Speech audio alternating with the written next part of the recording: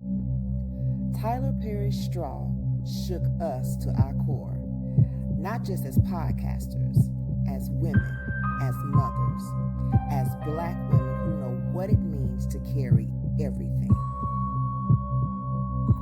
This isn't just a movie, it's a mirror. Every single moment of Straw is something we know in our bones, and we're here to break it all the way down in our next episode.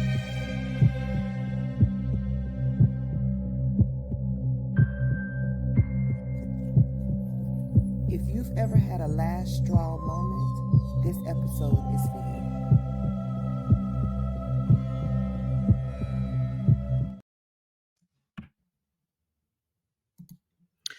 you. Woo!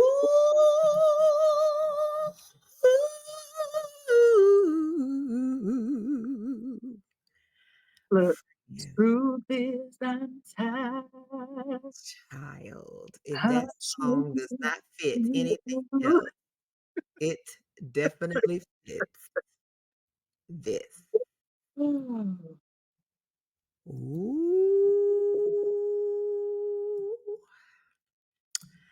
Well, welcome back to Mike's Moms and Mayhem.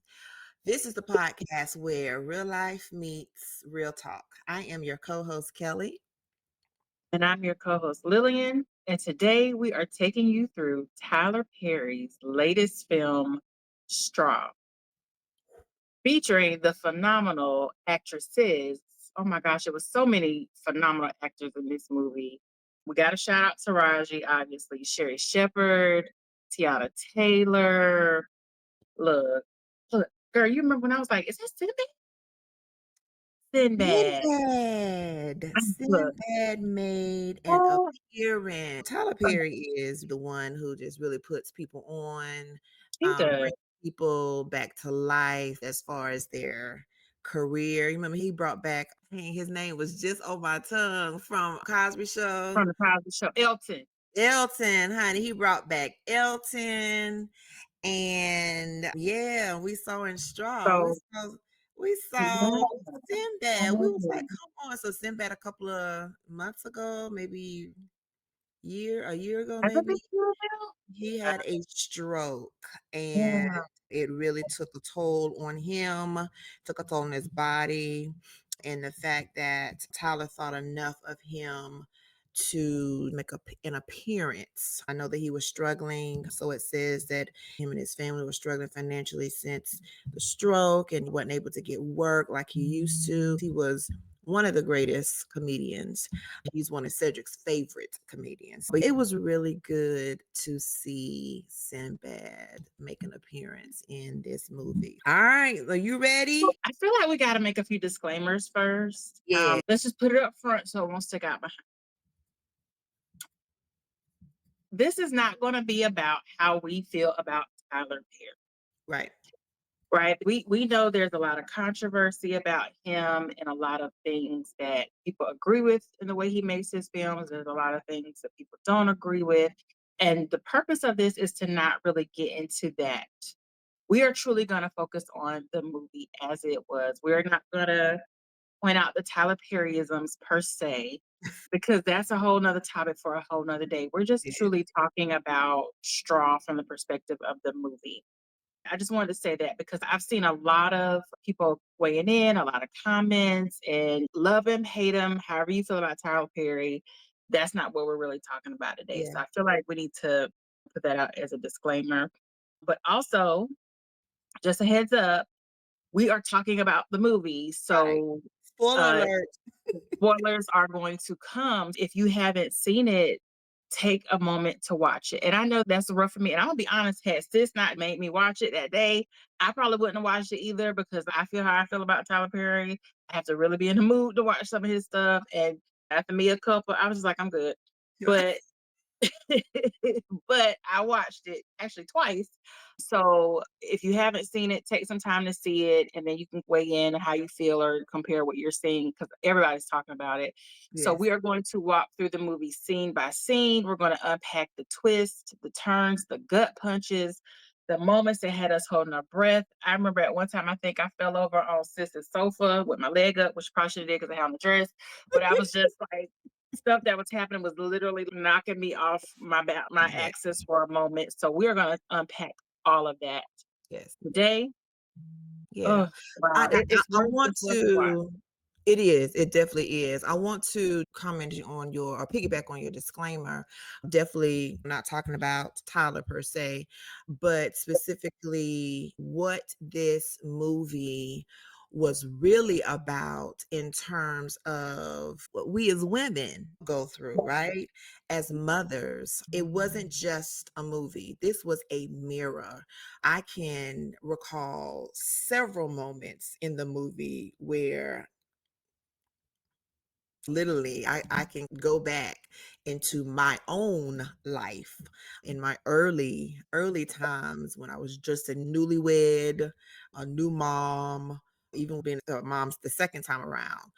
But it took me back. Some of those scenes really took me back to those times. So for everyone who's ever felt like you just had to hold it together,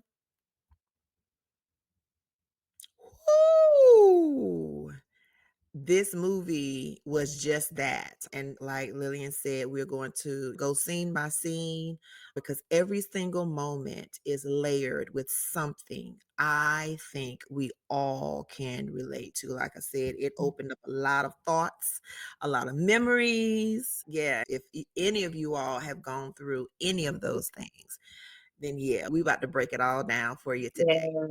Yes. Before we get into the scenes, we're going to lay the foundation. These are the themes that we must talk about as we unpack what we saw happen in Straw and then relate it to life. So, we're going to look at the emotional weight of being a strong one. We're going to look at Black maternal mental health, the invisible load women carry, which I feel like we have talked about so many contexts at Yes, this we point, have. but it's still a thing. Systemic injustice, grief, community, and what happens when we actually break. Yeah. Take a walk through it. Yeah.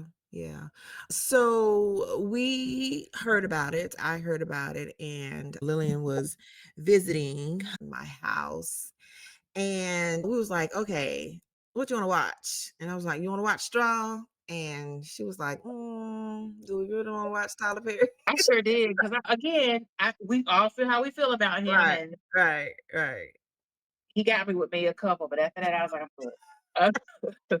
But that's not what I it's. was like, you're right. And I was like, okay, so let's just give it a try. Let's just give it a try. And when I tell you, our mouths were open the whole time. And she said she watched it twice at my house. We really did. So we watched it together. And But then you know what? we watched it again. We had to go back to see what we missed because it was some things I'm sure There was we some. missed. There was a couple things that we missed, and fortunately, because we did watch it twice, the second time I watched it differently because I had more information. Again, Yeah. spoilers. I don't know Yeah. how many times we're gonna say that Yeah. to let y'all know we're gonna talk about the movie. But Right. when I watched it that second time, knowing what happened, I was like, "Oh my gosh, Right. did this even really happen?" Right? It was just a whole thing. Let's just dive in. Let's All break it down. right, Let's so just go let's in. go. So let's go. All right, scene one, the morning mayhem. So that's what we call the morning mayhem. And I know all of us can relate as women or just people, but Janiyah's waking up. And the main scene, the screenshot of the movie is with her sitting on the side of the bed with her head dropped. I looked at it again just a few minutes ago, just to refresh my memory. And she was sitting there. She woke up. You can tell that there's no air in the house. You look up and That one ceiling fan of the missing the blades blade. were I was like, missing. Lord, Right, yes. right. And Yes, her cover is halfway off. You can see that she is yes, drenched with sweat. yes. So you already Sharing the know. bed with the baby. Right. It opens up with a dirty kitchen sink full of Mhm. dishes. And so all that means something in Yeah. this movie. All that just makes a huge connection. But she wakes up and she gets up and she sits on the side of the bed and she was just like, and oh my God, how many of us can relate with just sitting on the side of the bed, thinking about what are we going to face today? What are we afraid of? What are we fearful of? What are we worried about? What is coming up that we just don't want to deal with or handle? Don't want to deal with it. What has happened in the past that we just can't seem to shake? All those things, I believe, was going through Janiyah's mind just as much as it goes through our minds every day we wake up, just to see what are we going to face for the day. So after that, she takes her deep breath and she was like, okay, I got to get my day started. She wakes up her daughter, Aria. Now, I think one of the other significant things that we need to point out is Aria is asleep with headphones, right? When the movie begins, you hear this loud music outside of her home and it's just blasting. She wakes Aria up and takes her headphones off. So that's significant later on in the movie. One thing we find out is that Aria suffers from seizures. She's trying to get her dressed. She washes her up. She talks about some science fair project she was working on and something. But as she's washing her, she was like, Mom, I'm old enough to wash myself. And she was like, no, you have seizures and you can slip and fall like you've done so many times before. So that's also significant in the movie. And then Aria makes a statement. She was like, can you bring me $40 to school so they can stop picking on me, or she can stop picking on me? And she said, who's picking on you? She was like, the teacher. The teacher is picking on me because I now sit in a special seating area because I can't afford lunch. So I'm sitting in a special seating area where I get special lunch, right? Special. Whatever that special lunch may be, we know she's not sitting with her peers, whatever division that she's already going through at this point. In her mind, I got to get $40 to my child's school so she won't get picked on.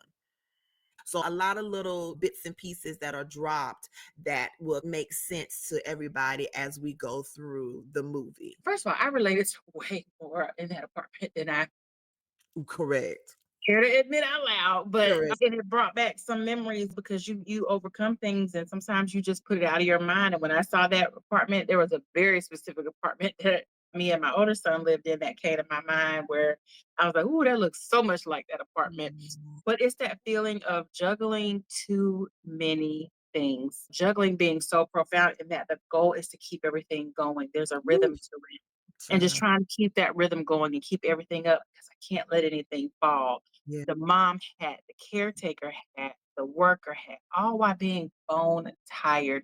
And it sets the tone for this invisible load that we carry when we talk about. In my mind, I thought about this never ending hamster wheel that I'm tired and I'm hot. I didn't get to sleep well. First of all, I didn't get to sleep well because it's hot.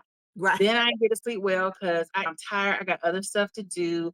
And I didn't get to sleep well because guess what? I had to put the baby in the bed with me. Can't really move like I want to move. It's just so much. And I related with that so much. This idea of just, I woke up and I felt like I just laid down. My mind didn't truly get to rest. My body didn't really get to rest. But I got to get right back up and get on this hamster wheel again and keep running because I got to juggle all these things. So I really related to that a lot.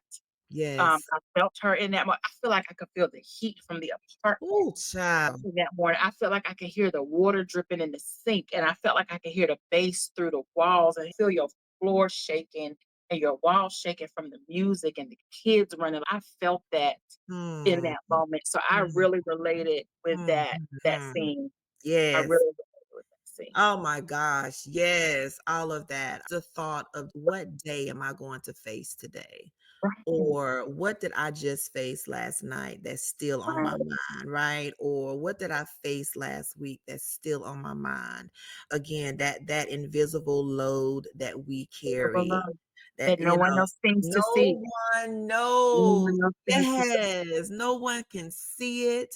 No one even cares to even know, right?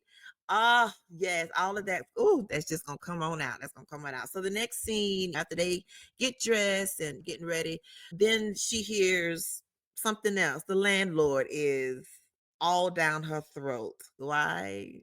She doesn't have the money to pay for rent. The rent is late. So the landlord is all down her throat, and it's not talking in an office kind of thing, right? She on her balcony yelling across the yard. as Janiyah and her daughter is getting ready to get in this car. I want my rent, cussing and fussing, and people outside sitting on their porch or sitting on the stoop, and so everybody can hear, right? Humiliated, embarrassing. And so she's trying to say, do you mind if you let them know to keep the noise down while my child goes to sleep? Hence, while Aria has the headphones on, right?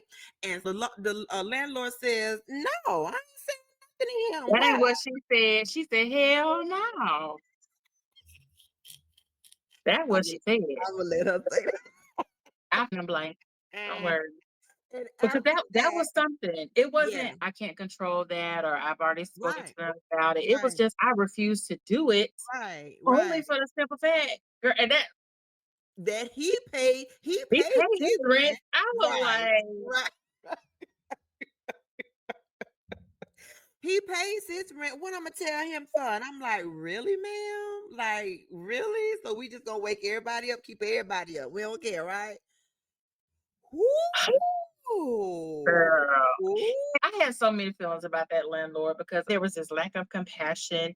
It was cruelty. It was rudeness. It was disrespectful. This idea that you are not deserving of something that should just be a regular consideration for Yeah, everybody here because yeah. you're in a situation where you can't give me whatever, right? Which Or at we least understand. ask. Or at least Or ask what's going on. Why are you late? That kind of, right.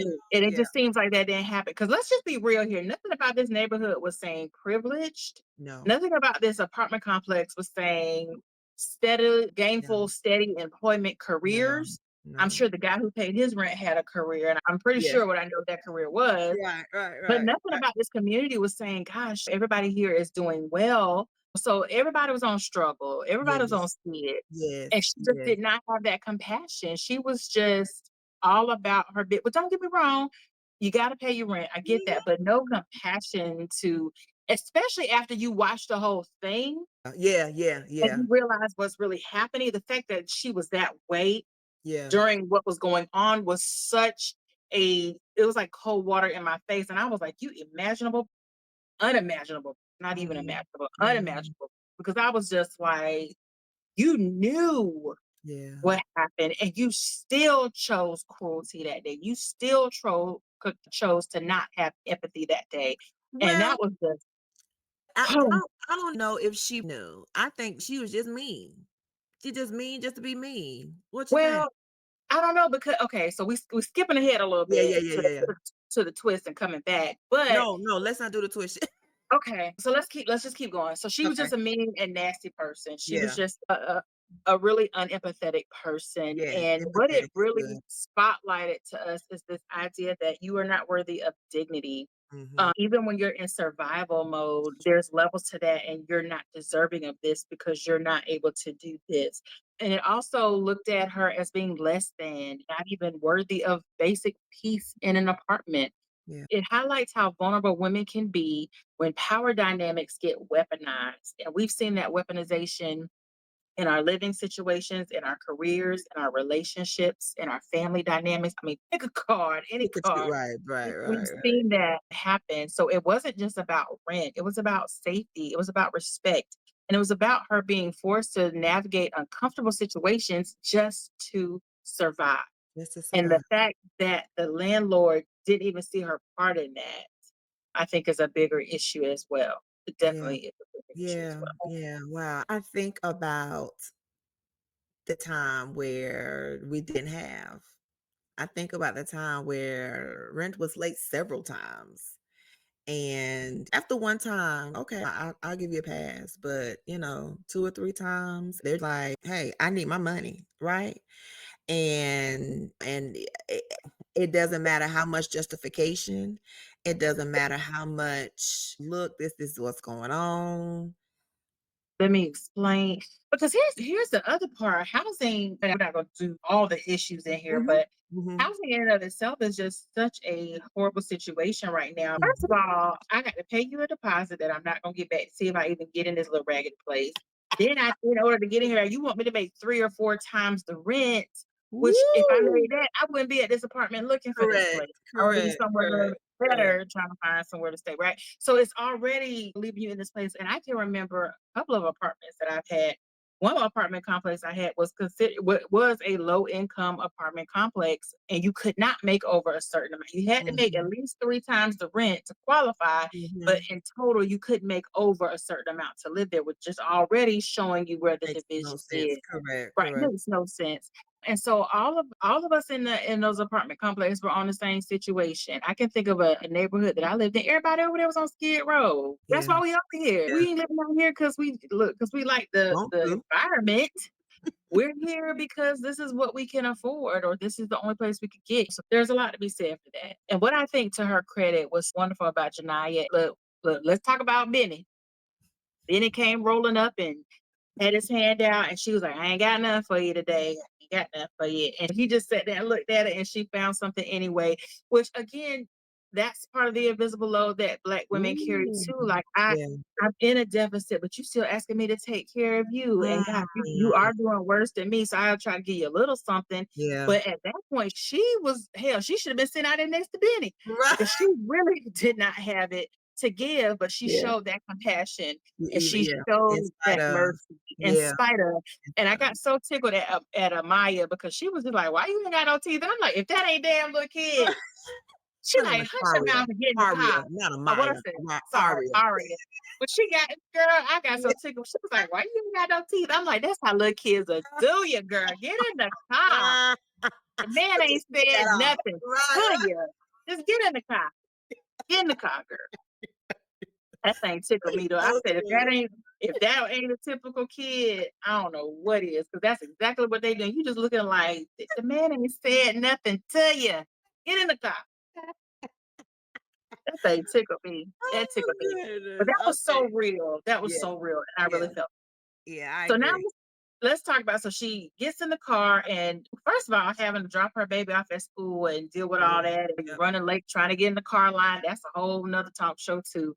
And that whole, please don't forget to give me my money. Don't forget to send me lunch money. Don't forget this, right? That kind of thing. So she got through all of that, and she finally makes it to work. Well, wait, hold on. I'm sorry. There's something I forgot to put in the script. I apologize. But as she drops her off, you remember she waves, and the principal looks as if, right, what you doing? Okay. I think I missed that the first time. Yeah. I think I missed that the first time, because I was just like, the second time. Yeah, because the first time I was just, she was looking like, and I kind of took that as kind of, okay, you know. Right. Yeah, so that's an important piece that will. I'm glad you said that, because when we get to that point, I'm going to tie that into a couple of other points that I want to make too. So she finally gets to work. First of all, is this the only grocery store for the hood? It had to be. Because when I tell you, line to the back. Okay, she just took little nut to school, little tink to school. It can't be more than 8:30. Grocery store on, they ready. Grocery store on full. Grocery store on lines in the back, and people are in the back. So look, this ain't even what we were supposed to talk about. But let's talk about Colonel Taylor for a minute. Cochise. Let's talk about him for a minute. First of all, and I didn't catch this till like maybe halfway through the whole like work thing, because I'm like, if they was that busy, hit the register, sir. But sir, you weren't hitting the register. Open up a line and help move himself along. But he was like, I'm not getting on this register. I'm gonna just sit here and talk about who ain't on the register. Who ain't on, right? Which was problematic in and of itself. So that I said, but when I tell you Colonel Taylor, first of all, I'm going to say this. Glenn Turman, he played that You showed part. it.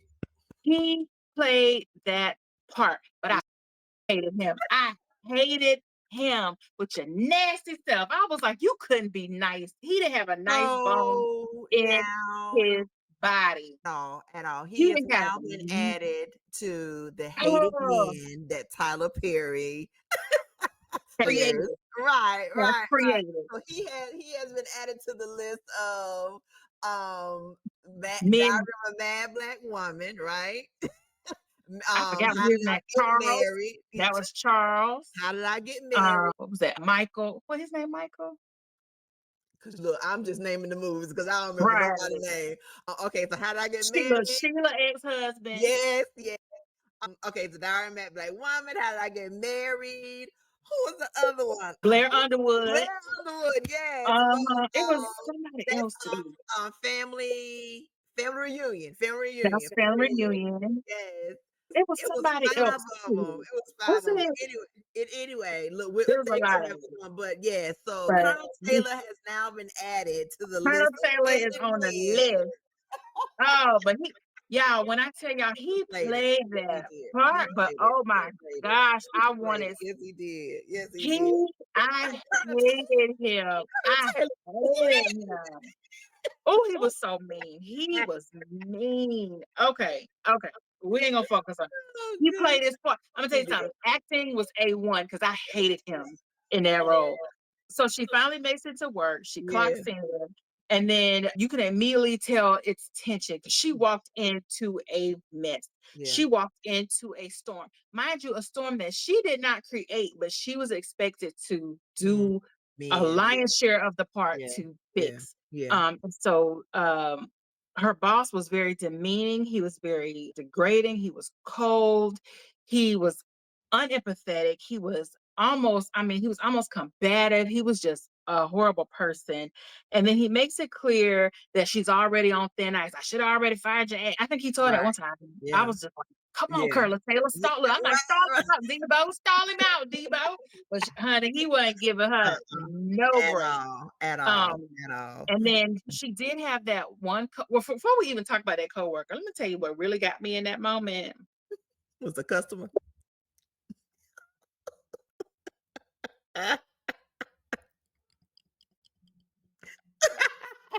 First of all, you already know you can't buy extra shit with your EBT. You know the rules. But why? You know. Oh, girl, let me do it. They let me do, and we're gonna talk about that too. They let me do it before. She was like, I don't know. And mind you, I'm just trying to do my job. I don't know who allowed me to do it before, but they said we can't do that. And instead of you just being like, well, give me the stuff I can get so I can get out this line and let everybody else come, you gonna go and then threw the bottle down and broke it. And at that point is when sis would have gone up. That's where my straw would have hit. That's where my movie would have probably hit right there, because I would have been like, that would have been it. And scene. Look, thank you. Credits is rolling. Let me tell you something. Ass would have been whooped right down aisle 3. I know you didn't throw this thing down here. Right. But then going back to this idea of him not being compassionate, he saw that happen. And everybody behind just busted. Everybody's in this self-serving mode where I just want what I want. Nobody could see what was going on. And so here he comes back up. You better clean this stuff up. Now, mind you, the girl didn't do it. She didn't do it. The customer did it. Right. Now, mind you, the line is so long. You need me to hurry up and get up here. But now all of a sudden you want me to stop to go in the back to get the mop bucket while your stood right there. You could have said, let me go get the mop bucket, get this up, keep bringing these customers up. Let's get this line down. So he was just so checked out all around. And everything was her fault. Everything was on her to try to resolve. And all he did was be that little that nitpicky. He played that part, but I hated him.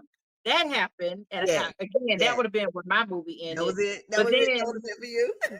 Because let me tell you something. I would have whooped her ass, or she would have whooped mine one, but I wouldn't have been working on register, because what you're not gonna do, what you and little tink not gonna do is do that.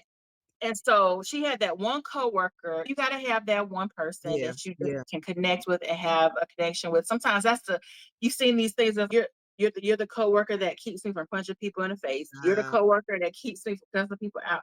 So sometimes it's that one coworker, that one person that you form that. Let me tell you something. People don't even know. They don't even know. They really do. I can't tell you how many times I don't come home with Mr. and be like, so I need a hypothetical line in the sand, because I need to know how far we can go with this, because somebody got to come. They got to come. But that friend, that I think that sustained her and that helped her. And I think that's so important, because somebody in the midst of that saw her. somebody in the midst of that connected to her. And I think that was such an important thing to point out. And she tried to give her some money because she know that trying to get medicine for her daughter and juggling all the things. Right. And so she was like, look, I see you. So take this. And And she this said, whole no. idea, you struggling too. And she said, I know, but I can afford to give this to you. And I want to stop right there for a second too, because that's another thing as Black women we struggle with when people are trying to help us. Y'all follow my eye. I knew he was gonna say when people are trying to help us, but that's so ingrained in us that you don't put people in your business and you don't complain about it. You just suck it up because that's our lot in life. And that's just the cross we have to bear.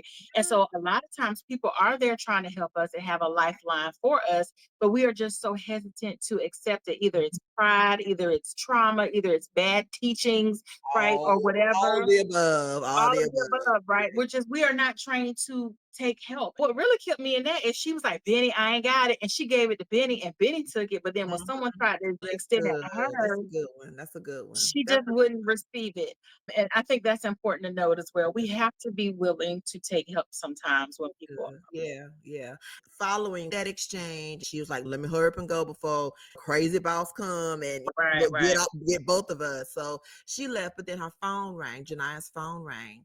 And she was talking to the school and she was saying, okay, she told me about the $40 and I'm trying to get it over here. I get paid today. So as soon as I cash my check, I'm gonna come over there. But she was like, but why y'all do that? Why y'all put kids together or single them out if they don't have money? Y'all shouldn't be doing that. So this full conversation that she's having on the phone as a mother would do, right? Because I'm gonna stick up for my child. Why are you doing this? But then they also, according to the conversation, bring up the fact that she has bruises. So now there may be a threat that I'm going to call Family and Children's Services because she has bruises and she's been coming to school with bruises. She's coming to school hungry, obviously, because she got to sit in the special seating for special lunch. She's having this conversation with that. And then this wonderful boss that comes in and says, you on the phone again? Look, company policy, you can't be on the phone, da da da da. And to your point, when the coworker was saying, I see you, somebody's here for you, she then explains to him, nobody is here. It's just me and my daughter, right? I've got to go to the school and see what's going on, da da da da da. And again, she's met with no compassion. She's met with just whatever. No, are you kidding me? Are you serious? And then 30 minutes. You got 30 minutes to go. 30 minutes to go. Okay, so then she says, okay, well, can I get my check? Because I got to take my child that $40. And he was like, are you kidding me? You want me to let you go and you asking for your check? Look, your check and you asking for your check? Yeah. It's my check. It's my check. Today's payday. It's mine. Look, payday is 8 o'clock, 8 a.m. Why don't I have my check? Listen. And again, just him being so tone deaf to what she was going through, right? Just think about as a woman, and I've been there where you had to beg people for stuff that was just yours anyway. That was what they say you do. That was just her due. She was due that. She had earned that check. It was it's paid day. I need my pay today. And he was just begrudging of all the things she asked him. And that was hard to see her having to just put herself in this vulnerable position to say, look, I need this. They're gonna call defects on me. Like I have to go. And then for him to just be like 30 minutes, mind you, take it out there on the register, Colonel Taylor. But he was just not gonna work. He was just not going to work. He was just going to stand there and talk and make everything difficult because, mind you, store's still on thick out there. Right, yes, it was. Hit lane 3. Hit lane 3. He was just not part of the solution. He was really part of the problem. And I think that speaks to a bigger issue too, that there are people in place that could lighten that load for you, that could help you, that could just do minimal things to take some of that off of you and just won't. And it wasn't like anything that he could have done that would have helped, would have been out of the scope of what you would have expected him to do. You are the store manager, manage the store. That would have taken such a load off of her. And he just wasn't even willing to do what he was supposed to do to be helpful to anybody. Let me tell you something. As a customer, I'm out this stove. Because after I stood here for 30 minutes, saw all that, I'm just going to leave the whole buggy and walk off. I'm done.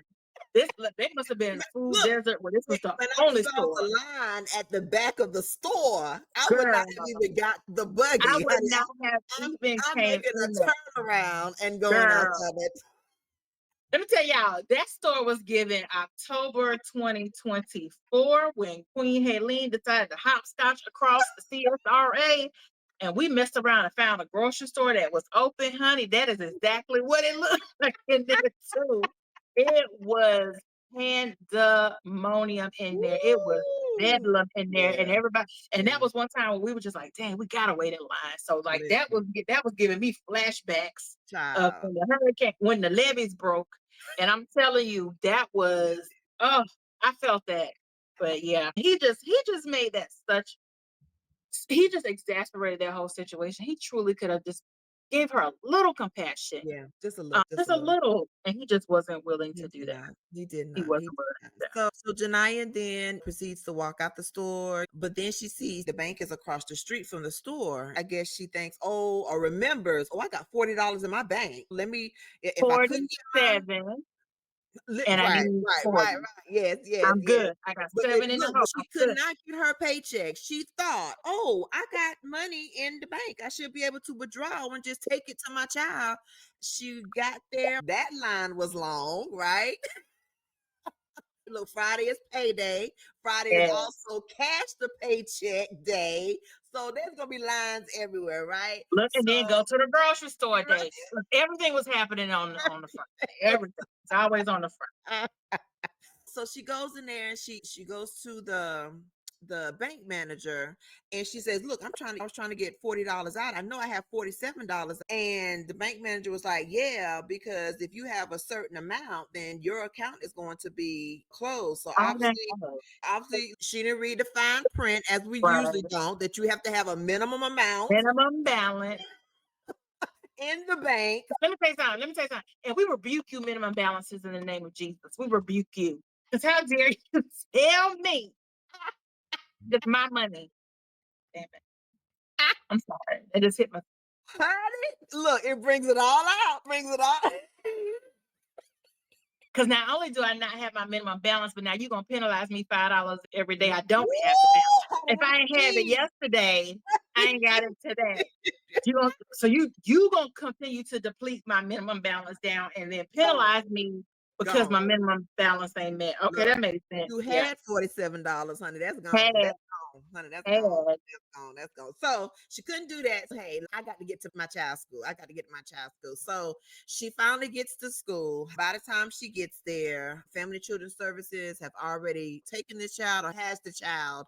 And then the social worker is trying to explain, look, you send your child to school hungry, not clean, bruises. So, we're going to, all of that. We got landlord, we got the boss, and now my child is about to be taken away, right? And here's just stacking up. The CPS lady wasn't unempathetic, but I just don't think there was you can't be a nice CPS person in that moment. I don't think she was mean. I don't think she wasn't understanding. I think it was just like, this is what I gotta do. My job, right? And I felt her. She was like, y'all know she has seizures.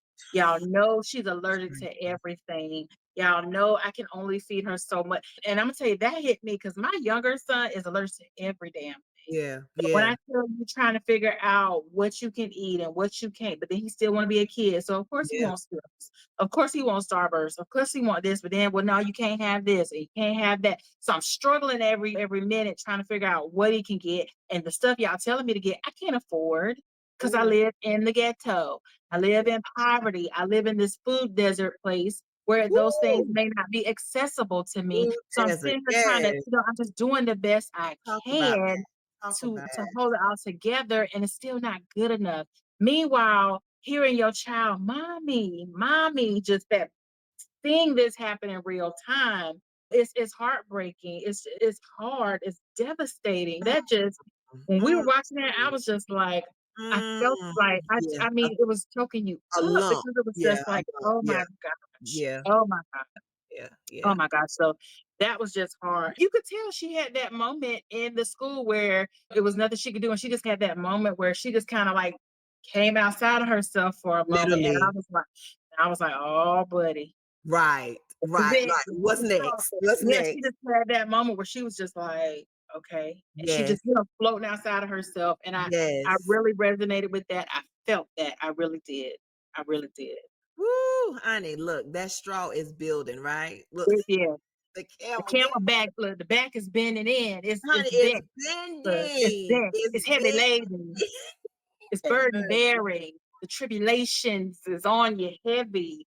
And I felt that. I so felt Yeah, that. I yeah, felt yeah, that. yes, So yes, then after all that, she drags herself together. She gets back in the car. Mind you, I ain't been child, able to pay on my baby lunch.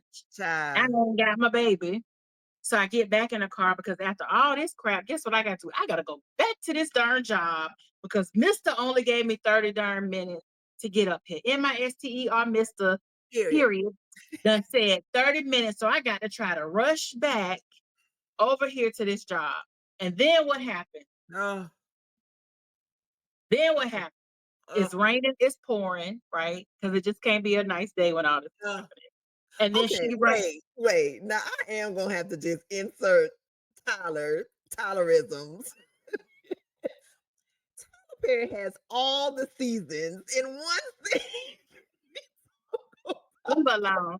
You remember that one time I was like, was it just light outside? And then all of a sudden it was like midnight outside. I was like, it was just light. Like when they pulled up, it was light. No, When we switched, it was dark. And remember, I was like, what time is it? Like I had got lost with it with the time signals for a minute because them seasons and them time signals. I got lost, Tyler. I was a she little walked lost. out the door from the store and the sun was shining bright when she went into the Right, bank, right? right. And so she leaves the bank and then now it's raining when she goes back to her house. So she goes Listen. back to her home Look, to but if it realize, was in wait, Georgia, but if this was in no. Georgia, that's real. That's Okay, real. so wait, No, she was on her way back to work. No, no, no. wait, okay. Yes, No, she was she was on on her her way way. back to No, wait, no. Why? Because why did work. she end up going back home? She went back home. Why did she She go was, back home?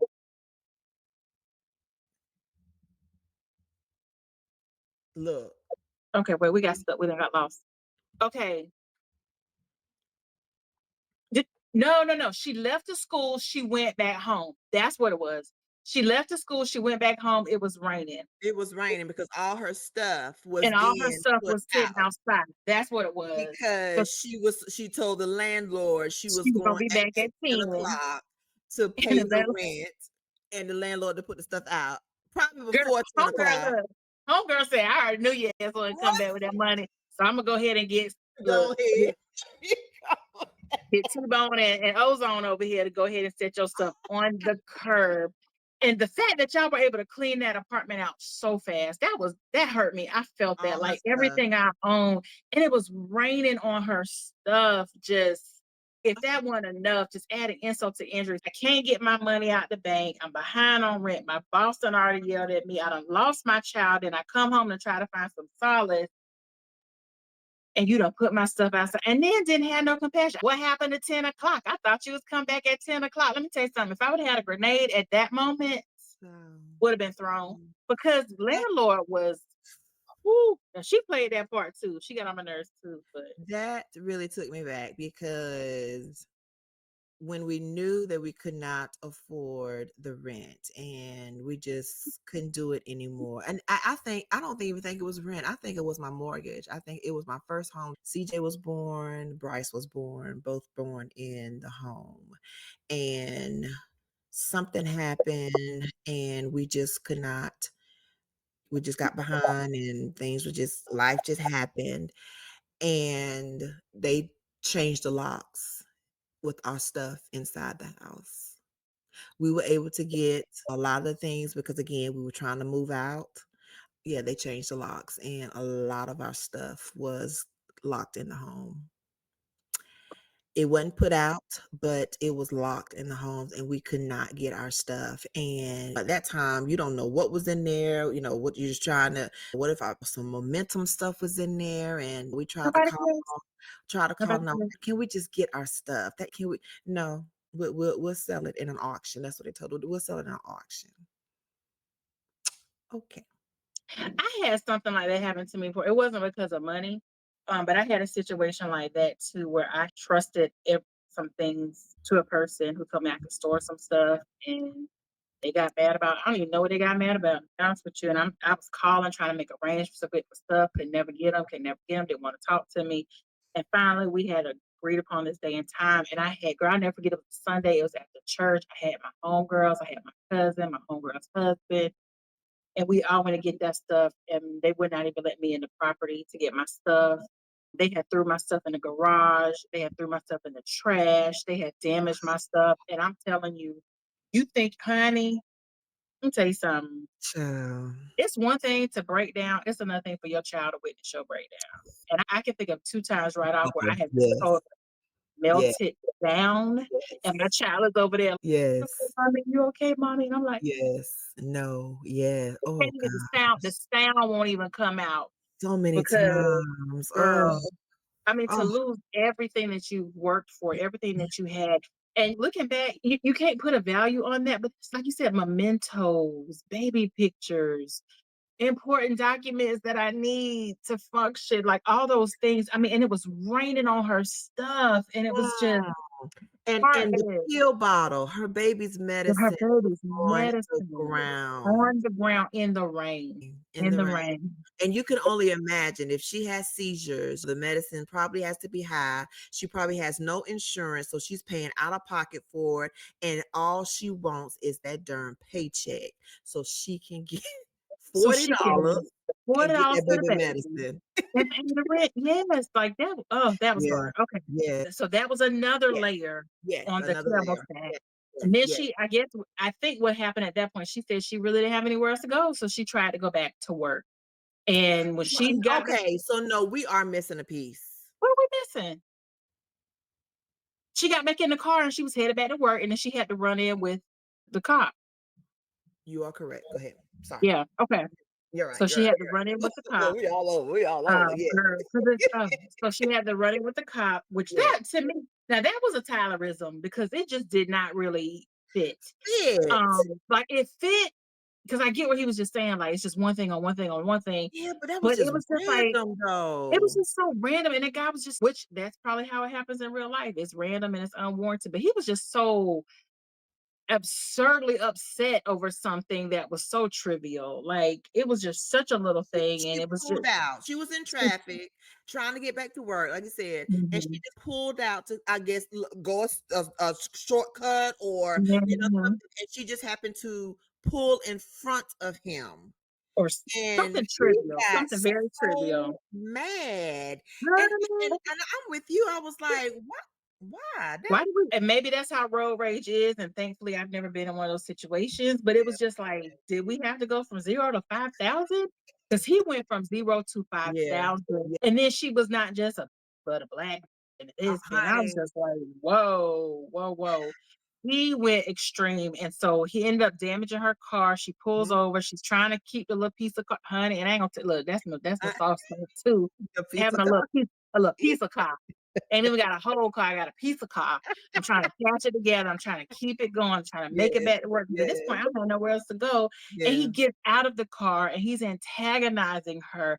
And I mean, degrading her. First of all, this is a man who's bigger than her, a white man.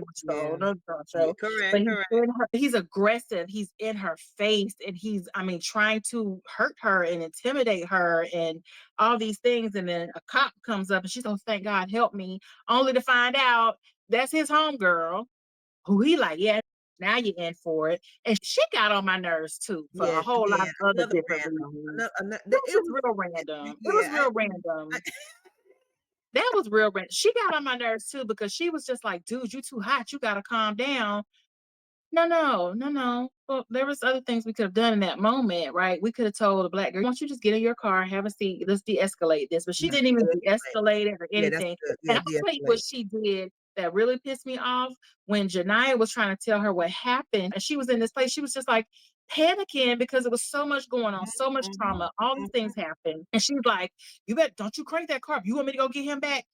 That's where she lost me. I was like, don't you do that. Why would you do that? You want me to go get him back? He's going to be much worse than me.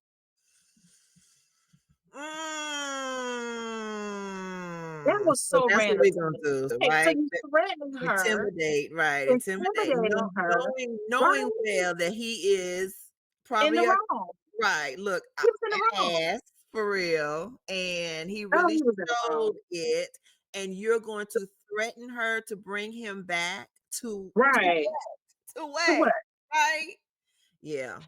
So that happened, and then he was like, give her hell, or whatever he said, make it difficult for her, something he said before he left. And then he tells her, you better hope I don't see you ever, like, anywhere ever the rest of your whole life, because I will find a legal way to kill you. Yes. Okay, Tyler. Right. Flag on the play. Right. Because that was a lot. That was a lot. And again, I don't know, that may be experiences people have had with police, but that, to me, I was just like, a lot. That was intense. And I'm not trying to downplay that if that's been other people's experiences, but to me, I was just like, because mind you, we're operating in this place of suspension of disbelief, right? We get that. But that to me was just like a bit much. I was just like, okay, fine, right? And she was so afraid, because let me tell you something, that's probably why God has blessed me and kept me from stuff, because my mom would have been like, you feeling funky? Jump. I ain't got nothing else to lose. Look, I got put out. At this point, jump. Because one of us got to have some relief. Either it's gonna be me or you, and that's probably what I would have did. Don't do it. TT would have been all in a whole nother. Look, TT2, as y'all call me, would have been on a whole nother wavelength. But so she ends up losing her car. Yeah. And this was another Tylerism where like a piece of information was missing. So she loses the car, and we can only assume she walked back to work. We don't really know. She was drenched. But she was drenched when she got back to work. And she gets back to work, and she don't even say nothing about it. She just immediately hits the register and tries to work. And here go Colonel Taylor. Okay, we can't keep saying Colonel Taylor, because Colonel Taylor was, what was his name? I can't remember. Exactly. Right. I'm gonna say the boss. We're gonna say the boss. Let's say Mr. Let's call him Mr. Okay, that's good. That's good. Because Colonel Taylor is cool. We love Colonel Taylor. So we're not gonna put Colonel Taylor with that fool. So we ain't gonna.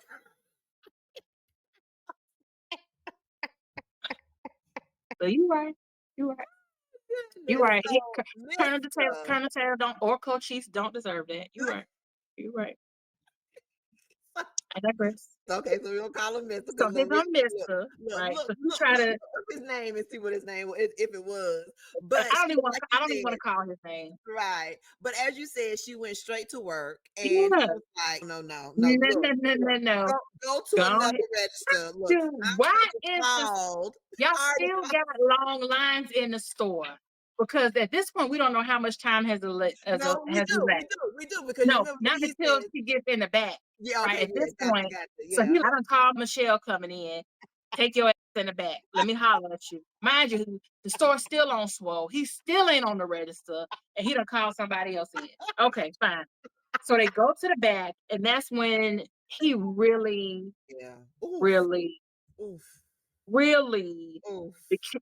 to me, that's when we really hit the peak. No, that's actually not when he hit peak. That is maybe like a step before he hit peak. So they're in the bag and they're talking, and he basically says, you were supposed to be gone for 30 minutes. You've been gone for over 2 hours. You already been on thin ice. You fired. And bless her heart. And I have honey having to beg for that piece of job and say, I need this job. It already won enough money. I don't know how much she was making, but I know she wasn't making enough. You could just tell. You could just tell. You could just tell. So she already wasn't making enough. She already didn't want that job, but she needed it. Now she ain't got nowhere to stay. Now she got to try to fight to get her baby back. It was just so much. And he just, again, did not have empathy, did not have compassion, did not have understanding for her in that moment. And he just made it worse. He just really made it worse. At some point, he's talking on the phone while she over there falling apart, talking about he was going to pick somebody up Saturday or something, or whatever. Child. I was like, who like you outside of work? Because I know you ain't outside of work. Who talking to you outside of work? Who talking to you? Because you ain't gonna tell me you a nice person outside of work. You can't be. You You're can't not. be. You You're can't not. be. You can't You're be. You can't So be. then he ignored her because I feel like at that point I said what I said, and he moved on, and she's just still standing there like. Right. So I think we did get it switched. So it was after he put her out and she went back home. That's when she found the stuff on the curb. Yeah. Was Yeah. it? And then she came back to the store? Yes. No. Yes. So he put her out, went to the house. She screamed. When she screamed in the rain, Uh-huh. She came back to the store. That's when he was on the phone. In the back. Yes. Oh, so he fired her out front. No. He in the back was where she had the mop, and then in the office part. Yes. Right. He Okay. fired her then. So she gets fired. Okay, And so she then gets fired. she loses her home. All her stuff is on Okay. the floor. That's when she picks up the medicine, put it in her bag. Then that's when she goes back to the store to get her check. Because at this point, I need to get my check to find somewhere to stay. Okay. Yeah. I done mixed it all up. Okay. It's all good. So It's all good. Look, we does that. we still going down the line. We good. Right. We good. Okay. We good. So she does that, and then the most unthinkable thing that you can think of happens in that moment, right? And if this wasn't giving set it off vibes to me, when I first saw that, I thought about set it off. You remember when old boy came in the store and he came in the bank and he knew her and she was like, "What's up, P or whatever his name was." Yes. But in this case, so the guy comes in and he's, "Oh, hey, Miss," and you can hear him, "Oh, hey, Mr. Janiyah."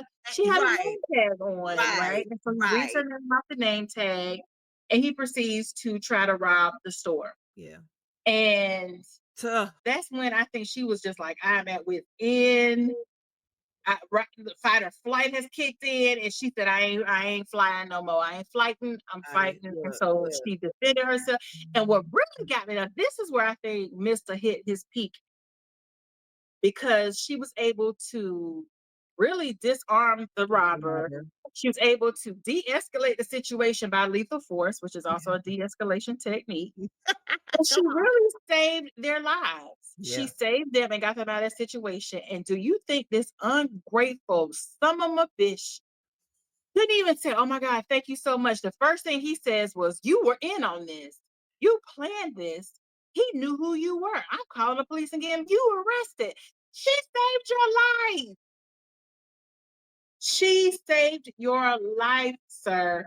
Girl, that part took the kid out. The kid was gone at that point because I was just like, she literally saved your life and you still can't even be compassionate. Yeah. You still couldn't even be a human and just be like, "Oh my God, Janiyah, are you okay, girl? That was rough. Oh my goodness." Right. Wow. Okay, he couldn't even do that. He just went right into this really combative phase. He just was really, I don't even have any words for that. That was just peak me because I was just like, "Oh my gosh, y'all just went through this horrible thing and it's giving set it off, right? What is the proper procedure when a gun is in your face, right?" She just went through something traumatic and you can't even be passionate in that moment. You can't, let's say passionate, compassionate in that moment. You can't even be human in that moment. But that took me out. I think that's another one of the tolerism. Okay, that was a bit much, right? It was a bit much. It was, but it was just like, this man really don't give. If he played the part, right? If Zero was a person, it would be him because he had less than, as Cat Williams said, he had less than a to give about her for anything, even after she saved his life. And at that point, I remember one time my mind kind of like squirreled off. And I was just like, does he own this store personally? Because he was just really, this was a chain store. You really did too much, sir. Now, is this your mama's store that was passed down to you? Because he was just really too aggressive about this store. My God. Aggressive is a great word. It's a great word. A great word. Yeah. He was, yeah. That was a lot. That was a lot. Oh, So in turn, yeah. So look, both of them gone, right? And bless her heart, I felt so bad for her because she was like, "I just need my check," and so he got on his ass. Well, since you don't, that's the part we skipped before the break in. So since you done got fired, the company policy is I got to mail you the check. Mail you the check. I got to mail. Like, She was wow, my like, check is right the there. check is right there. Right, That's the policy. That's the company policy. And yes. sir, I just got fired 5 minutes ago. Payday was when I was here earlier. Give me my check. Give me my check. Why he just wouldn't give? He was just not giving her that check. He was just not giving her that check. And I'm laughing because of the little innuendos we're just going in there. It just took back so many thoughts in my own personal life. I never had a boss that crazy, but God, I just felt her. Her emotions. I did. Felt that her. helplessness, that hopelessness. And mind you, everybody that she had encountered to this point had power to do something impactful in a situation, and they just did not. That's good. That's good to even talk about later on. Oh yeah, we're gonna have to do a part 2. I feel like we're gonna have a part 2 because we already we're an hour in and we still got so much to unpack. So the people had the most impact in their lives that could have literally just changed her whole trajectory. Yes. Her whole and did not. And they just didn't. They just did not. And did not. Yeah, I agree with you. I agree with you there. So she ends up unaliving. She ends up unaliving Mr. And bless her heart after the robbery. And bless her heart. And this is how I know homegirl wasn't no joke. She was gone, but she also wasn't no joke because homegirl wasn't all this money that you talking about that ain't got nothing to do with me. Listen. Give me my check. That's all I want. I am not that big of a black person. You know what? I would be looking at that money like, it's all coming. It's all coming. Look, you cussed me out in front of people. I had to clean up that juice off the floor that lady threw down there. You fired me. Give me this. Oh, and I need my check. That would have been me. But that's it. But he ain't through with me yet. Right. Listen, she dug through. Move the money aside. Because that ain't got nothing to do with me. I don't need that. I need my check. That's all I just need my check. That's all I need. Yeah. And so she gets her check. And I think she was just so focused on giving me my check. I think this is where she made one of her more fatal flaws. And so she left the scene. Again, here's a Taylorism because some information was missing. So from what we deduced later, she took the car of the person who tried to. I missed that. Remember, it was something about a car because I think she ended up taking the car. I might be making that up. Anyway, she goes back to the bank. So she goes back to the bank and they're getting ready, which was so weird to me that they was getting ready to close. And look, Otis over there, the security guard, Mr. Otis, over there trying to lock the door. But she's able to get in. 5 o'clock, honey. It's 5 o'clock. Look, what? No, Fridays they close at 4, right? They close at 4. It's 4 o'clock. 4 o'clock, honey. So she gets in because Sherri Shepherd, what was her name? Nicole. Her name was Nicole. It's like, no, let her in. And she's just trying to cash her check. So she which is weird because she goes to the front of the line to cash her check. And all of a sudden, there's all these other people behind her. I thought she was the last one in, Mr. Otis. That was another Taylorism that kind of messed me up. Now, the old couple, I do remember seeing them walking in the bank doing something else. Yeah. But the other guy, how did they get in if you had to let her in and get approval? Taylorism. That was Taylorism. Was already in, and then there was other people that came in afterwards. So yeah, it was just a little weird. So that happened. Yeah. And so she's bless her heart. Look, bless her heart. She's just trying to get this check cash. That's all she wants. That's all she wanted. And you know what? This is how life really works. Because I'd have been through all that stuff. And who do I get? I get the one teller in the whole bank.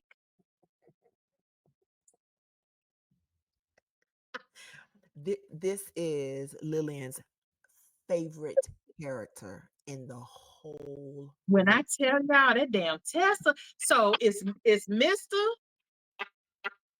It's Mr.